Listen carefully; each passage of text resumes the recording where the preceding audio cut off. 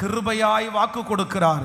உங்களுக்கு விரோதமாய் எழும்புகிற பிரச்சனை இனி தலை எடுக்காதபடிக்கு, இனி தலை எடுக்க கூடாதபடிக்கு, இனி அது மீண்டும் தலை எடுக்காதபடி இந்த ஜெபத்திற்கு முன்னாடி திரும்ப திரும்ப தலை எடுத்திருக்கலாம்.